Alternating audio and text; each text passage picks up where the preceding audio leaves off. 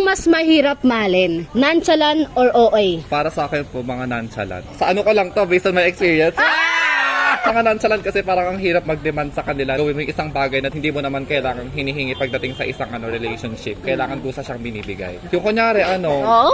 Uy! Kasi parang ang hirap mag-demand sa kanya. For example, di mo na kailangan sabihin na mag-update ganito ganyan. Siyempre, as an overthinker na OA, merong reassurance. Pero kung nonchalant yung may relationship ka, parang ang hirap kasi mahalin sila. Where in fact, pagdating sa relationship, dapat alam mo na yung mga dapat mong gawin sa isang bagay. Kung talagang mahal mo yung isang tao. Tama, bakbakan!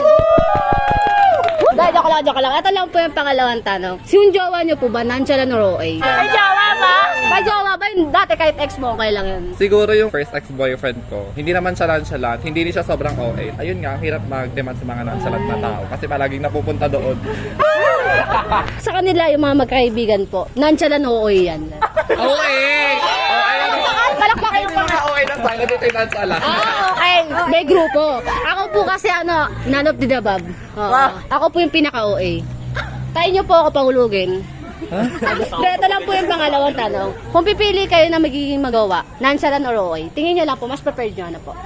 OA na lang. Doon tayo sa OA. Kasi pag OA, parang same vibes kayo, yung energy na re-reciprocate. Ano po yung reciprocate? Nababalik sa'yo yung energy. Ano ko sabi? Piyo po kami lahat. PUP.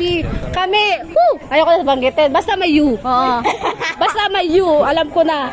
Lahat sila matalino may U eh. Basta ako may U rin ako. Tawagin mo ako. Ang English. You. Diba? May U. Tingin-tingin niyo po ako. Kung makikita niyo, nonchalant ako, OA ako. OA. Okay ka, te! Guarantee. Pagkulit ka!